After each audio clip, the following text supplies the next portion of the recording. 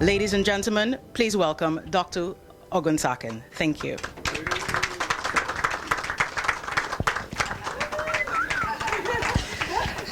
And your panel will sit.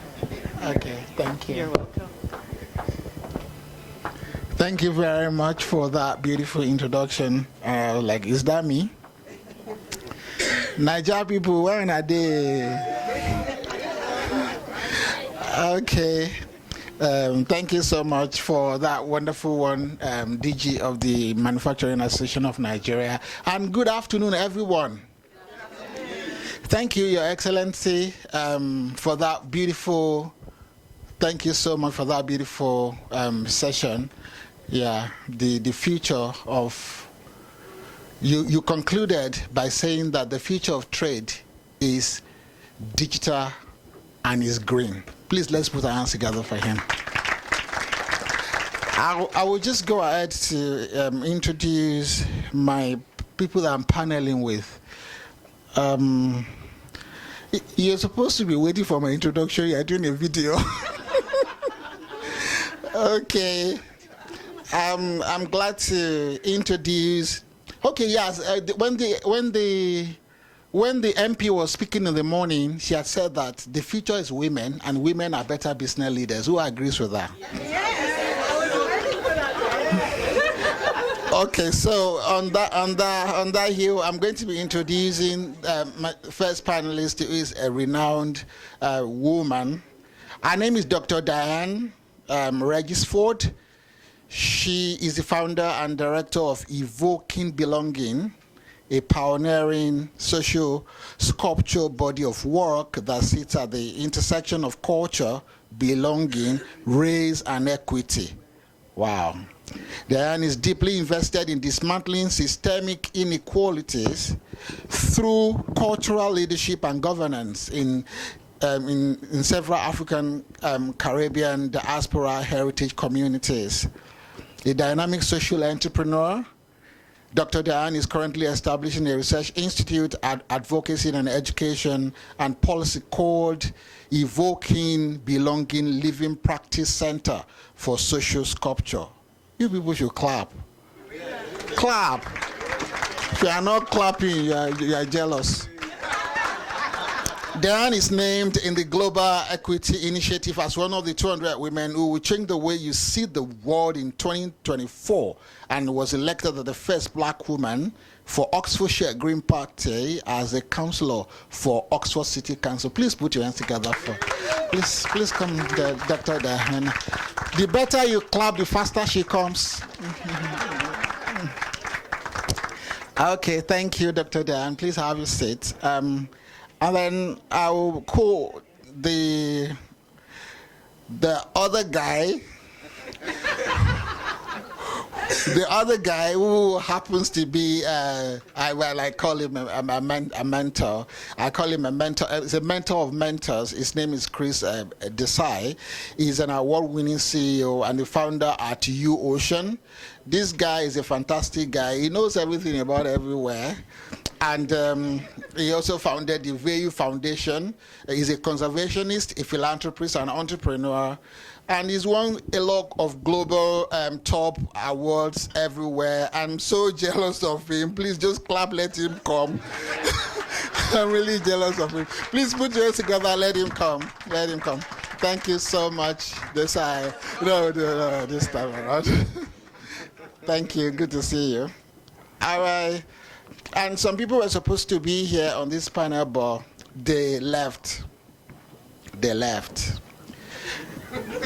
Okay, so I'm calling the third person. They left because this is Afro-Caribbean meeting. We're not serving any food that looks like Caribbean or African. No pounded yam or something for Nigeria people. So they just had to leave, like they can't continue to eat cake and all of this.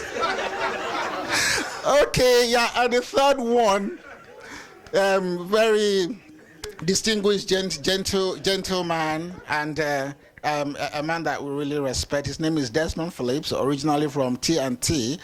I'm glad to make an acquaintance of you. His background is teaching special children with special education needs, and he's progressed into real estate, and he's doing quite a lot in investigating antisocial behavior. Presently working with the Southern African Times. He's a what do you call them? Journalist par excellence. Also, Gale Force Global, supporting men and women who experience domestic violence. Oh my God, you're doing a great work. Please put your hands together for Desmond.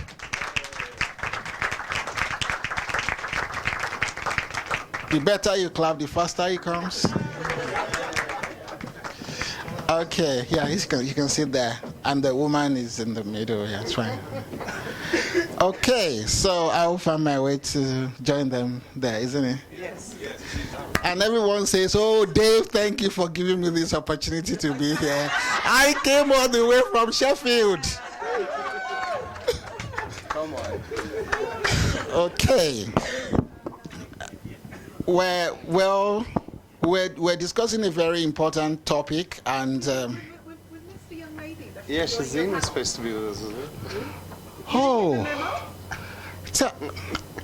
I've not refreshed my email. We need the voices of the youth. The youth perspective. And another young lady. Shazeen. Okay, please come. No, please come. No, come. Because I missed you, I give you the stage. So you're just going to tell us your name, what you do, then you go sit. Hello, my name is Shazeen McCook. I'm from Jamaica. I'm a student at Leicester College, and I'm on work experience with Chris Desai for Ocean. I'm sorry, that is not in my character to jump the next generation. It's not in my character. Okay, so this session we're discussing building partnerships between diaspora and local businesses. We're supposed to look at what the challenges, the discussion is supposed to be centered around the key strategies for building all these partnerships, the overcoming challenges in the partnership development, building trust and strengthening networks, navigating financing barriers and investment strategies, and creating sustainable partnership, policy framework, and opportunities for innovation. So I'm going to start from the Gen Z. Is that okay? It's okay. Please pass the microphone to her, because you're the last to come, so you're the first to speak. Please put your hands together. Let's encourage her. All right, so I'm talking about building partnership between diaspora and local businesses. In your context, what do you think the role of youth or young people or Gen Z is in fostering that global and local partnership with businesses? Being Opportunities, being open-minded, yeah. Sorry. Being open-minded and allowing yourself to be educated so that you can become advocates for yourself and for people that are in your same category as you. So, yeah. Okay. Sorry. So the more that understand what's happening, the more that are aware, because knowledge is power, and you use that power to empower others, and you keep that train flowing, you bring people with you. So if you start from the youth, because we are the future apparently, so you use us as the driving force. The more youth they see, they'll be like, okay, cool, I'll join them. You start with us, I guess. So yeah. Thank you very much. Yeah, she said being open-minded, and being open-minded means that's limitless, and in the borderless world that we are, we need to be open-minded to open gates of opportunities to young people. Thank you for that. And then I'll go to Dr. Diane, and I'm asking Dr. Diane, what do you think, how do you think the culture of local and diaspora people, how do you think it can affect partnership and business success across divide? Thank you. Jimlas. Good afternoon, everyone. Esteemed colleagues, Your Excellencies, all protocols observed. I would like to express my gratitude for the opportunity to invite us all to consider culture Thank you, Jimlas. That's exactly what I wanted to talk about. I read your profile. And to consider what our diaspora culture offers us. We've had some very inspiring offerings today. I am currently deeply invested in exploring what I call our indigenous diaspora knowledge systems. Those of us who work in the culture and heritage space will be used to the words or the acronym IKS, our intangible heritage. UNESCO looks at things like this. In the diaspora, we are blending a place called home. Traditions. When I came in this morning, I'm looking for the sister, I don't see her now, but we were having a conversation around what it is to enable, there you are, thank you, belonging with the next generation, the Gen Zs and beyond. And I advocate for culture, cultural practices. What I feel is important here when we're thinking about partnerships is that we know we need to do business differently. We know that we come with heritage that enriches the world. A simple thing like greetings, good morning, good afternoon. How does this change the timbre, the quality, the possibilities for partnership? If you ask me, it engenders possibility. I'm a social sculpture practitioner. I happen to be the only black person in the world with a doctorate in social sculpture. And for me, this is important because we work at the intersection between the imagination and transformation. And what this work is looking to do, I believe, and why I was called to participate, and why I was inspired, David, by what was put out there, that invited me to pick up the phone and call you, is that this is transformative work. We've heard about the blue economy. Thank you, Your Excellency, for this perspective shift. I feel that in these conversations, we need to bring communities and the voices of communities. Not everyone can be sitting at these tables. But without our people, our communities, we've heard this mentioned a few times this morning, there isn't much that we can do. They are our customers, they are our clients, they are the people that work with you to clean the oceans. And so our communities have ways of being, and we all form parts of various groups, ways of being, ways of seeing, ways of doing. And I feel it's important to connect this to everything else that we're discussing in terms of investment, blue ocean economies, etc. So I'll leave it there for now, but I would just like us to invite this. Jimlas, thank you for bringing in some jollification into this. A tone of jollification into this conversation, because it's business and investment. I usually sit in circles, in international development circles, policy circles, and the timber is different, but we need to also come to this work with joy. We need to come to this work with jollification. Can I get a witness? Somebody? Yeah. Okay. Thank you very much, Dr. Dan. That's very profound. We need to come to this work with joy. Okay, all right. Then I'll speak to Desai. This guy goes about cleaning oceans and raising monies for, extremely downtown people. He travels all over the place. So I wanted to ask him around how we could navigate financing barriers and investment strategies across the glocal, I call it glocal now, like diaspora and local. The glocal, that's the combination of global and local. Glocal. So I call it the glocal business environment. Who likes that English, by the way? Yes. Don't forget I formed it. Okay, so what do you think are the innovative financing models and mechanisms that could encourage diaspora investments in local businesses? Thank you, Desi. 100%. I like that word, glocal. Yeah. So I'm going to embody glocal right now. I'm actually a child of Uganda, Jamaica, and Scotland in one person. right? So I feel I have a seat at this table, definitely. And one of the things that we do, I mean, as a conservation organization, is talk about sustainability. And how are you going to, for instance, get sustainable finance, sustainable job opportunities across these communities we work with? So like you said, and it was very, very well said, I think we need more of a holistic approach when it comes to business, to impact. What Dr. Hill said actually scared me when she said, let's exploit the oceans.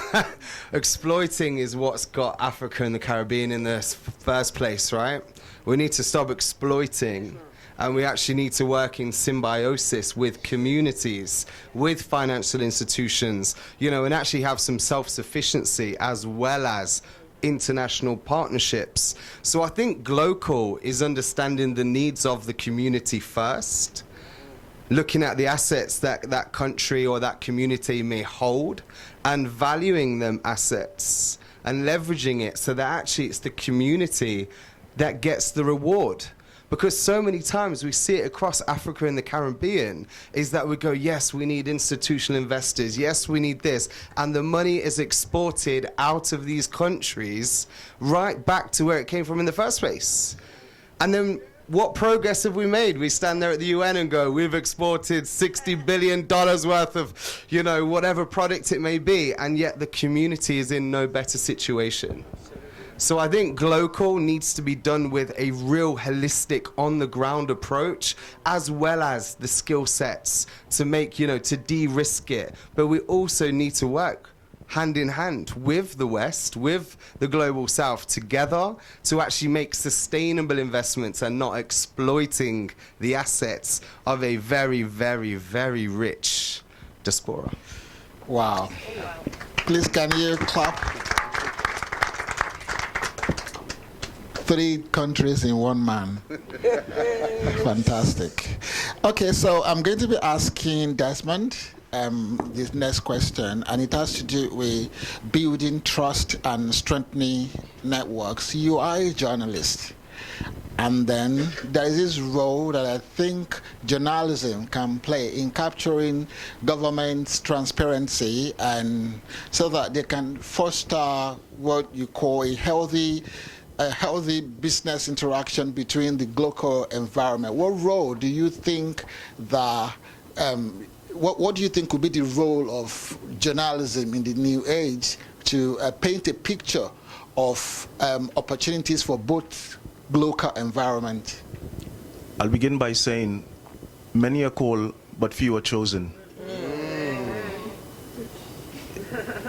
The reason why the ones who have departed, I would not say that they weren't chosen. They had their part to play. And for who was included thereafter, had to be here.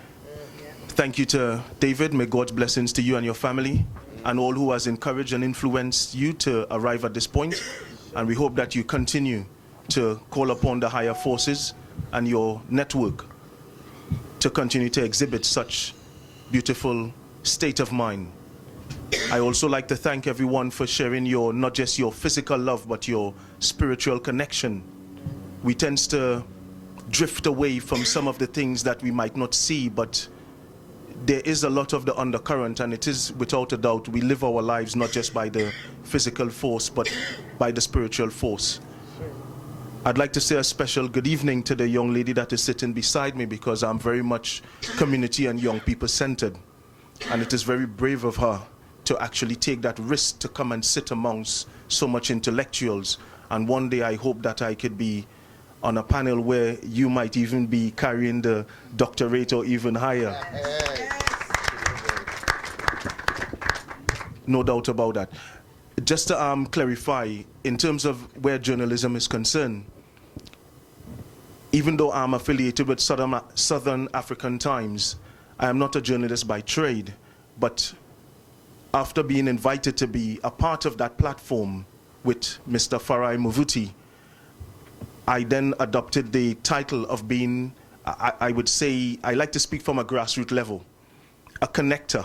Connector in terms of facilitating platforms that can help African and Caribbean communities connect, because it is an untouched market. It is an untouched platform. It is a virgin platform. to do a lot more positive things. In terms of doing that, coming to your question, the ways in which how we could actually bridge such gaps is to provoke better thinking by the decision makers so that we can re-educate our young people. The reason why I specifically say re-educate is that our education system in the Caribbean is influenced by England, America, Canada. But when we have courses there, yet still when we travel with those qualifications, it is not recognized unless it is actually, how I should say, endorsed by one of their foreign partners. Now, we carry both the blade and the handle. And I say that with conviction and no apologies. The reason why I say that is that since we've got the resources in our African platforms carried over to the Caribbean, and we know for a fact that the Western world and wherever it is depends upon that, it is important for our young people to be very much aware of where the sources of these things come from, and to be very much aware of their cultural separation. Not to provoke a negative state of mind, but to encourage them to recognize that earlier on the Nigerian brother spoke about the slave translation or the slave ships and stuff. And the reason why I say that is because we need to remind our people about these things, and this is where the journalism comes in, so that it motivates them to continue to think and to keep in their mind that a lot of people has suffered in order for us to be where we are today. So it is important that we make 10 stronger steps to appreciate that. Yeah. Thank you very much. Please put your hands together for him. Okay, so for this last round of questions, so I just expect to get a 1-minute answer. Is that okay? Are we good to go? Okay, so I'm going to be starting from like here to there. I want to ask the question around leveraging opportunities. How do you think that the local organizations, local businesses could attract diaspora partnerships in terms of investors and entrepreneurs?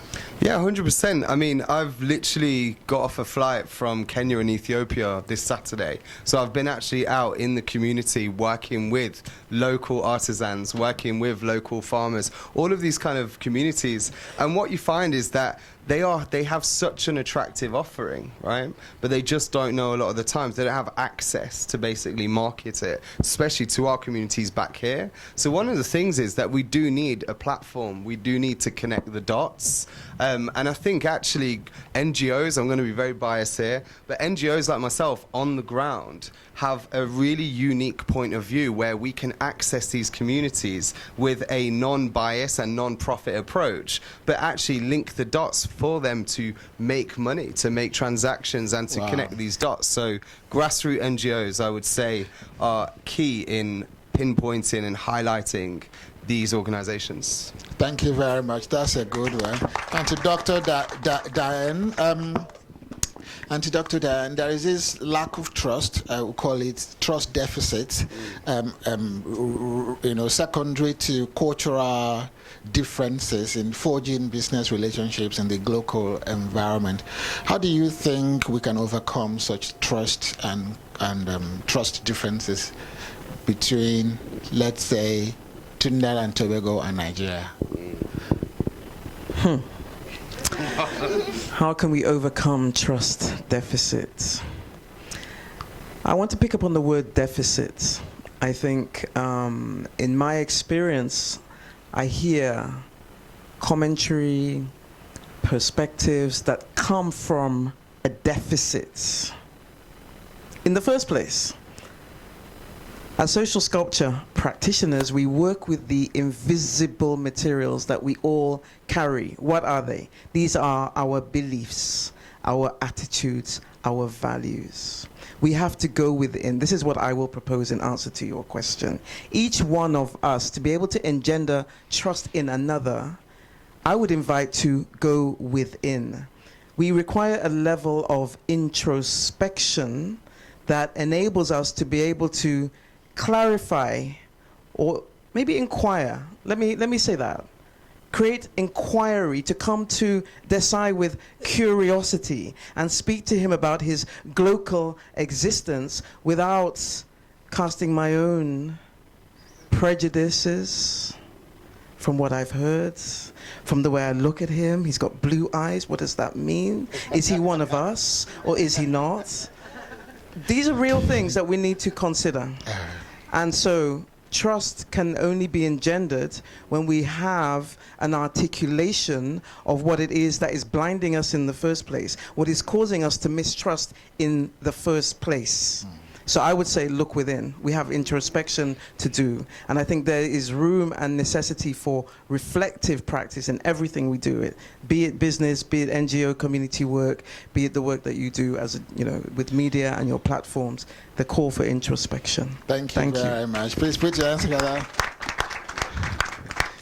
I reduced it to 30 seconds now. Because we have just a little time to be here. So if you want to prescribe, in medicine we call it differential diagnosis. When you look at some symptoms and you say, oh, is this or that. So there are quite a lot of differential diagnosis for local service integration, like between businesses, local and diaspora. If you want to pick one and say, okay, there is this problem with transportation, like as His Excellency was speaking, like you travel from one country to the other and you are not able to have, between African countries, between African and Caribbean. I remembered I was with the ambassador of Antigua and Barbuda a few years ago in Abuja, and they were thinking of starting an airline that flies to Antigua and Barbuda directly from Abuja. I think that airline did launch, and right now I don't think it's flying anymore. I think they made their first trip and they came under quite a lot of challenges of the middlemen. Where His Excellency talked about the middlemen, and somehow that thing wasn't really able to. So that's like a big problem, isn't it? How best do you think that kind of problem can be solved? I think one of the things, based on my observation on a daily basis, is the lack of ability to negotiate properly and negotiate with regards to without fear. As Donald Trump, as many people might not see him as a favorite, but he's not my favorite. But one of the things he said when he met Kim Jong-un is my favorite. One of the things he said when he went to meet Kim Jong-un is that you must never be afraid to walk away from a deal. And to eliminate fear where the middleman is concerned. The middleman can be there at some point in time, but you have to exhibit a level of braveness and let them know that, listen, we value what we've got. So to value your self-worth, your community worth, and again, charity begins at home and ends abroad, or continues abroad. So again, back to what I've said earlier on, the re-education. Let us help our people to appreciate themselves, appreciate what they've got, appreciate our young people, so that we can get in a habit of making better choices with regards to trust and valuing what we've got, so that we can form better deals. Well, thank you very much. And last question to you. Bring the microphone. Okay, so if you have an opportunity to pitch to your peer, to just want to encourage that, well, I know you're born in England, I know you're here, but there is a time to look backwards to wherever your grandparents or parent came from, to give back. How will you give that charge? How will you encourage a friend? There's this saying in Jamaica, dance a yard before you dance abroad. It basically means start from home, start from where you're coming from before you think about going somewhere else, and think about where you're coming from, basically. So I'd say think about your journey and what's led you to that drive, what's led you to wanting to do what you've accomplished. Go back to there, because that's the fuel that you need to drive you to accomplishing and helping others accomplish the same thing, because we all have the same goal, partnership with those people. Because in leadership, you have to have a like-mindedness. You have to have the same goal to accomplish that problem, fix that problem, accomplish the solution. So yeah, go back to your roots, basically. Thank you very much. That's a great advice. And the last question is to the audience, and the question is, how can you, listening to us today, contribute to strengthening diaspora and local business partnership in your respective field of endeavor? How can you? We leave you with that question. Thank you all. Okay. Yeah. Thank you very much, ladies and gentlemen, for having us.